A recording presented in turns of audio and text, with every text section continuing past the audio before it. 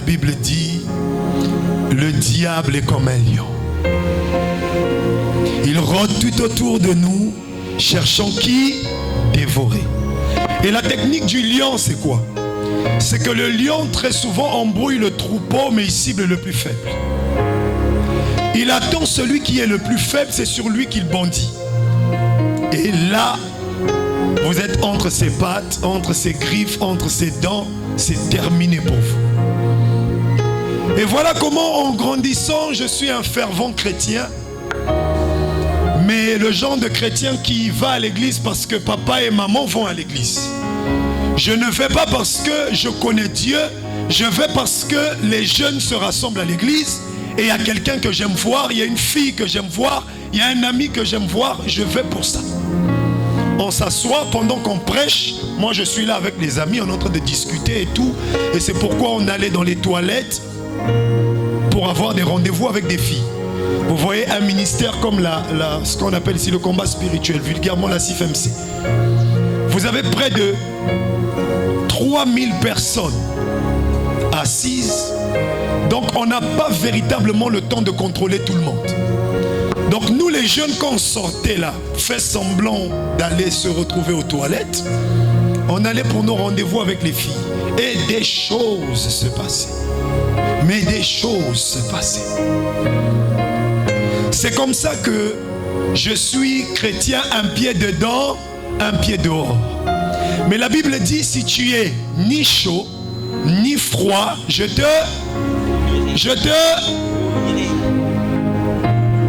Voilà comment j'indispose le ventre de Dieu.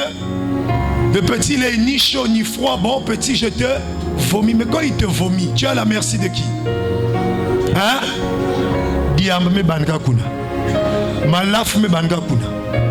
Impudicité me banka kuna. Amen, amen. Les films pornographiques, les parents qui sont là, j'attire votre attention. Acheter un téléphone Android à son enfant de 12 ans, c'est pas ça le modernisme. Je suis désolé, c'est pas ça mettre ton enfant à jour. Parce qu'aujourd'hui il y a Internet. Vous ne savez pas ce que les enfants font avec Internet. Nous à notre époque, à un certain niveau, il est 19h45, tous les enfants doivent être dans la chambre. Vous ne suivez pas les films avec les parents. Vous avez la maladresse de voir une action où il y a un petit bisou. Tout le monde doit se battre pour attraper la télécommande et changer. Mais aujourd'hui, nos mamans se permettent de regarder novelas avec les enfants. Vous ne savez pas ce que ça crée en nous. On voit, on a envie d'essayer. Est-ce qu'il y a un jeune qui confirme ce que je dis? Amen. Amen, amen. On voit, on a envie d'essayer. Mais quand je sors, moi je suis un bon fils à la maison. Un bon chrétien, je prie le matin, je prie le soir. Mais quand je sors, est-ce que tu sais qui je suis? Quand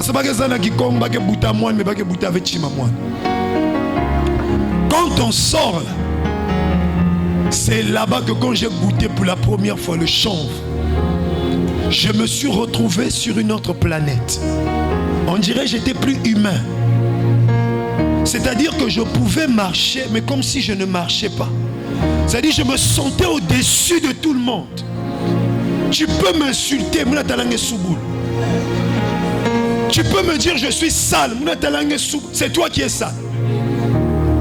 Tu peux me dire que ma vie n'est pas bonne, je dis non, c'est toi qui ne fonctionne pas bien. Parce que pour moi, quelqu'un de normal, il doit fumer. Pour moi, quelqu'un de normal, il doit boire. Amen, amen. Je n'avais jamais connu d'échec dans ma vie. J'étais toujours premier de ma classe. J'évolue petit à petit, petit à petit. Mais une chose, je disais à Dieu, je vais rester, on dit quoi, puceau. Vous voyez ce que les gens nous mettent dans la tête? Il y a l'évangile du monde et l'évangile de Dieu. Attention. L'évangile du monde me dit non, toi pour réussir, tu dois coucher après le bac. Donc moi dans ma tête, j'ai gardé que pour réussir, je dois coucher après le bac. Tandis que Dieu va me dire, tu couches seulement après le mariage. Mais l'évangile du monde me dit, tu couches après le bac. Donc, frère, moi, dans la nerf, donc, objectif, à moi, soit bac, pour que moi, essayez. Dans quelle motivation scolaire? Donc, quelqu'un va à l'école, il vise le bac parce qu'il sait qu'après le bac, il va faire n'importe quoi. Et combien d'entre nous ici ont la même vision? Combien? Ils sont nombreux. D'autres filles ici disent seulement, si un homme se présente à mon père, je lui donne mon corps. Ce n'est pas une garantie. Aussi on connaît un gars, ou on connaît Mago, comme on dit Mago, je peux. Bika. Ça a des conséquences terribles sur notre être spirituel. Amen. Est-ce que vous êtes au courant que coucher, c'est se marier spirituellement? Amen. Hein? Amen. Amen. Amen. Aïe, aïe, aïe. Aïe, aïe, aïe. Garde ton amen. Amen, amen. Amen. Est-ce que je parle à un jeune? Amen. C'est vrai, on est en train de rire, mais c'est la vérité. Lorsque tu vas avec quelqu'un, tu te maries spirituellement avec la personne. Amen. Maintenant, imagine la personne là, elle est allée avec combien de personnes? Toi, tu es allé avec combien de personnes? Vous venez encore, vous vous mariez. Donc, calcule le nombre de mariages que tu as eu dans ta vie. Toi qui cherches le mariage, tu t'es d'abord marié quelque part. Divorce d'abord. Amen. Avant de te marier. Amen, amen. On a fait tellement de choses. Le diable m'a saisi entre ses griffes. En plus de ça, le diable prend le talent que Dieu m'a donné sur l'art. Moi, je suis un artiste. Je fais tout. Tu me trouves dans le dessin, tu me trouves dans la danse, tu me trouves dans le rap, tu me trouves dans le chant, tout ce que les artistes font, je fais. Le diable fait quoi? Il utilise l'art pour que je puisse séduire les femmes. Or, un chanteur, il écrit bien, donc il parle bien. Regarde-moi maintenant devant les filles. J'utilisais même les versets de la parole de Dieu pour draguer. Une fois, je me suis déjà retrouvé devant une fille et je lui ai dit, sœur, il n'est pas bon que l'homme soit seul. Ah! La sœur m'a dit, ah, ce que tu dis c'est vrai. J'ai dit, écoute, l'homme était seul, il n'a pas fait la prière d'avoir une femme. Mais Dieu lui-même a dit, il n'est pas bon que l'homme soit seul. Qui suis-je moi pour contrecarrer la volonté de Dieu? Ma sœur. Gloire à Dieu. C'est fort. J'avais des théories, papa. Quand je me mettais devant une, c'est-à-dire j'étais un acteur. Devant une païenne, j'étais païen. Devant un chrétien, j'étais un faux chrétien. Donc j'utilisais toutes les stratégies qu'il fallait. Et je me plaisais dedans. Regarde ce que le monde te dit. Le monde te dit que si à partir de 16 ans, 17 ans, tu n'as pas encore couché femme, c'est que tu n'es pas intéressante. C'est les filles vierges qu'on dit, oh, tu ne connais pas la vie. Ça, c'est l'évangile du monde. Mais Dieu sait pourquoi il veut que tu te préserves. Dieu sait pourquoi il veut que tu te préserves de l'alcool, du chanvre, de toutes ces choses. Ça nous a emmenés tellement loin. Et ce qui est choquant, c'est que mon père est pasteur. Ma mère est chantre. Avant même que cette église soit ici, le local ici était le local que mon père occupait. Il y avait une église ici qu'on appelait Assemblée des premiers-nés. C'était mon père biologique, le docteur Zorobabel. L'homme de Dieu même le connaît très bien. Donc pendant que papa est en train de prêcher l'évangile ici, moi je ne suis pas loin. Je suis en train de contrôler Siafumu, Chiali et Faubourg. C'est là où on me voit toujours avec la clope. C'est là où on me voit toujours avec une petite à côté. Et quand j'arrive en terminale, regardez ce que Dieu fait. Pour la première fois de ma vie, je rate le bac. Mais toi, tu voulais coucher après le bac. Tu as raté le bac une fois. Premier échec. C'est là où j'ai dit, ah, on dirait que ce sont les démons.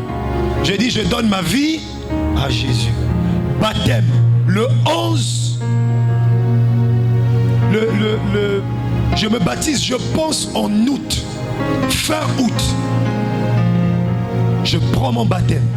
Tous les jours, j'étais ici dans ce temple-là, en train de prier. J'ai pris peut-être vers le 20 août, comme ça. 2011. Prière, prière. Prière, prière, prière, prière, prière. Moi qui étant païen, je n'avais jamais couché. Prière, prière, prière, prière. Le 4 juillet, je me retrouve dans une chambre avec une fille. Et c'est là que ma vie a basculé. La Bible dit que les deux formeront une seule chair. L'apôtre Paul disait, prendrai-je les membres de Christ pour en faire les membres d'une prostituée? La prostituée, c'est pas seulement la femme, mais on parlait vraiment de la personne qui peut se dévergonder, qui peut coucher à gauche et à droite. Prendrai-je les membres de Christ pour en faire les membres d'une prostituée? Car il est écrit que il dit, celui qui s'attache à une prostituée forme un seul corps avec elle. Car il est écrit, les deux formeront une seule chair. On dit, mais celui qui s'attache au Seigneur est un seul esprit avec lui. Et plus loin, on nous dit, fuyez l'impudicité. La Bible dit, quelque autre péché que vous commettez est extérieur à votre corps. Mais celui qui commet l'impudicité pêche contre son propre corps. Et la suite dit encore, ne le savez-vous pas que votre corps est le temple du Saint-Esprit? Amen, amen. Amen. Donc, quand tu veux cultiver une bonne relation avec Dieu, je te donne déjà un seul secret. Tu n'es pas marié. Bignuzutu. Voici. Regardez comme le frère a dit, oh non, donne-moi seulement une copine. Combien de chrétiens sont comme ça? Frère, moi je suis fidèle, j'ai qu'une seule copine. Je crains Dieu. J'ai une seule copine. Pourquoi? Parce que nous avons comme pour modèle nous-mêmes. On essaye. Je vais bientôt couper. C'est ça le défaut des prédicateurs. On a dit témoigne, tu prêches. Tu as comme modèle toi-même. Je pense que je vais terminer par là. Et après ça, je vais vous dire ma conversion. Donc tu as comme modèle toi-même. Qu'est-ce qui se passe? Quand toi-même tu es ton modèle, tu penses que si hier tu fumais 10 clopes et que tu es arrivé aujourd'hui à 3 clopes, tu vas te dire que tu as évolué. Tu t'es amélioré. Mais tu t'es amélioré par rapport à qui? Par rapport à toi-même. Parce que toi-même tu te regardes comme modèle. Et le plus petit progrès dans le péché que tu feras, tu vas te dire que j'ai évolué. Mais lorsque le modèle de référence n'est pas toi-même mais Christ. Alléluia. C'est-à-dire Christ ne te dit pas de laisser 10 clopes pour passer à 3 clopes. Christ ne te dit pas de laisser 20 bouteilles pour passer à 5 bouteilles. Christ te dit tout simplement arrête un point, c'est tout. Amen. Et quand Christ devient ton modèle, il y a des choses où tu n'as pas le temps de te battre pour arrêter. Ça vient Amen. comme ça. Parce Amen. que lui, il est le modèle. Si vous êtes en Christ, vous êtes une nouvelle créature. Amen. Les choses anciennes sont Passé. voici, toutes choses sont devenues Nouvelle. maintenant, depuis qu'une nouvelle vie n'a. Tu as toujours les mêmes amis. Oh non, je vais les convertir. Frère, tu vas convertir les gens dans les boîtes de nuit. Oh non, le DJ là, vraiment, il joue bien la musique chez nous. On a un problème d'instrumentiste et tout ça là. Je dois convertir les DJ. Mais tu as convertir les DJ, mais tu as des systèmes. Amen, amen. Amen. L'art, rappeur. J'ai eu un nom ici à Pointe-Noire. Tout le monde connaissait Guy Desclerc, l'artiste, le rappeur de rue. Je cherchais les gens dans un film. Je cherchais comme ça. Et après un jour, je travaillais quelque part là en Mbota Raffinerie pendant que mon père prêche la parole ici. Moi aussi, je prêche la perdition de l'autre côté, en Mbota Raffinerie. On est dans le chanvre, on est dans la boisson. Je travaille dans un studio d'enregistrement. Le Seigneur me dit, sors de là. Je dis, je ne sortirai pas parce que c'est ici que je gagne l'argent. L'école, tu ne m'as pas donné le bac, non? Tu ne voulais pas que je couche, j'ai couché. Je laisse aussi l'école, j'ai arrêté. Et je suis sorti de là. Et voilà comment le Seigneur me dit, bon, comme tu refuses de sortir de ce studio là où il y a la perdition et tout, je vais te sortir là de force. Un jour, je repars au studio pour travailler. On me dit, quelqu'un m'appelle, me dit, ne repars pas. Parce que là-bas, les gens qui sont au studio ont décidé de te taper. J'ai dit, je les ai fait quoi? On dit, on ne sait pas. Ils ont dit seulement, ils vont te taper. Et la voix de Dieu me parle, me dit, je t'avais dit que je vais te sortir de là de force. Et c'est là quand je sors, Je dis, je m'abandonne à toi. Vous savez, le problème avec nous, c'est que nous parlons de la foi, mais nous n'expérimentons pas la foi. Amen. Beaucoup parlent de la foi, mais ne connaissent pas c'est quoi la foi. La foi, c'est s'abandonner totalement à Dieu. Amen. Avoir totalement confiance en Dieu. Amen. Et avoir une ferme assurance en lui. Amen. Et quand j'abandonne tout ça, parce que je me dis que je n'ai pas de bac, je ne suis pas comme mes autres amis qui vont aller travailler dans des grandes entreprises. J'ai dit, Seigneur, je ne peux pas laisser ce travail. Il me dit, laisse et tu verras ma main. Quand je laisse le boulot, c'est là que Dieu commence à ouvrir mes portes. Mais avant d'ouvrir les portes, il me fait d'abord asseoir. Et il me brise. Il écarte de moi toutes les mauvaises compagnies. Il écarte de moi toutes les filles là que vous connaissez qui sont toujours autour des artistes. Il y a une catégorie de filles bien toujours autour des artistes.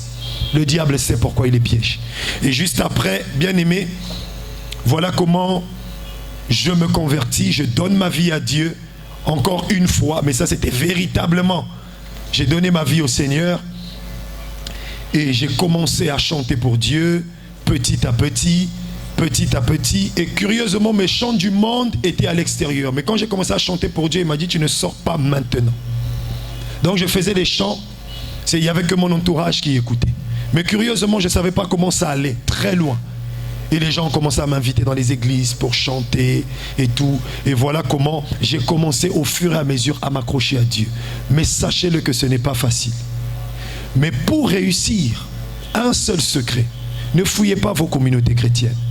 Ne fouillez pas les gens chrétiens autour de vous.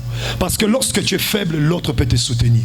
Lorsque ça ne va pas, l'autre peut te dire, frère, là-bas on ne rentre pas, ne fais pas ça. Mais quand vous fouillez les assemblées, vous vous exposez au diable.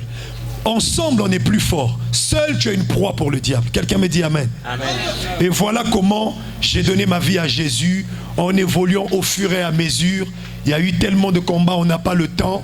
Et le Seigneur a finalement un jour dit à mon père, pourtant je boitais encore dans les choses de Dieu, il a dit à mon père, ce petit-là est prêt, il faut le consacrer pasteur. J'ai dit à mon père, j'ai dit à Dieu, je ne suis pas prêt moi-même. Tu ne peux pas me consacrer pasteur. Il m'a dit, je connais le potentiel qu'il y a en toi. Il dit, je vais mettre sur toi la charge, car la charge apporte la responsabilité. Lorsqu'il va mettre sur moi la charge, automatiquement, il y a des choses encore que je tolérais, que je vais remettre sur pied. C'est peut-être pas le cas pour tout le monde, mais un véritable chrétien, amen, amen, ce n'est pas seulement le pasteur. N'oubliez pas qu'à la base, avant d'être pasteur, il est d'abord chrétien. Ça veut dire que le même Saint-Esprit qu'il y a en toi qui est assis ici, c'est le même Saint-Esprit qu'il y a en moi, c'est le même Saint-Esprit qu'il y a en l'homme de Dieu. Il n'y a pas un Saint-Esprit barbu, un Saint-Esprit cheveux blancs et un Saint-Esprit jeune. Il n'y en a pas. Le Saint-Esprit reste le même. Donc si moi je suis capable de guérir les malades, tu es aussi capable. Amen. Mais à une seule condition. La chrétienté n'est pas un titre, mais c'est une fonction. Quelqu'un me dit amen? Amen. Ce n'est pas le titre qui apporte la fonction, c'est la fonction qui donne le titre. Amen. C'est d'abord lorsque tu es chrétien dans ta marche, quand ta vie appartient totalement à Christ, c'est là seulement qu'on dit que celui-là est chrétien et celui-là dans sa marche. Amen, amen. Amen, amen. Amen. C'est dans ta marche qu'on va découvrir qui tu es. On les reconnaîtra par leurs fruits. Quelqu'un me dit amen. Je sais que le temps est court, peut-être demain on va continuer. Mais bon, voilà pour une partie de mon témoignage. Est-ce qu'on peut acclamer? Oh, acclame véritablement, acclame véritablement. Je ne les ai pas choisis au hasard. C'est ce type de génération que nous voulons bâtir. Amen. Amen. Vous êtes là, vous êtes assemblés en ce lieu. Nous sommes là pour vous partager ces témoignages parce que tout simplement, nous voulons bâtir ce type de jeunes. Des jeunes pasteurs, des jeunes fervents, des jeunes engagés. Est-ce qu'un jeune peut acclamer? Oh. Un seul rêve. Évangéliser la jeunesse. Pour un seul but. Afin de répondre à Joël 2 verset 28. Vos fils et vos filles prophétiseront, dit l'Éternel. Et ils auront des songes, des visions, et être des modèles en parole, en conduite, en charité, en foi et en pureté, dit 1 Timothée 4 verset 12. Notre devise, fuir les passions de la jeunesse et rechercher la justice, la foi, la charité, la paix avec ceux qui invoquent le Seigneur d'un cœur pur.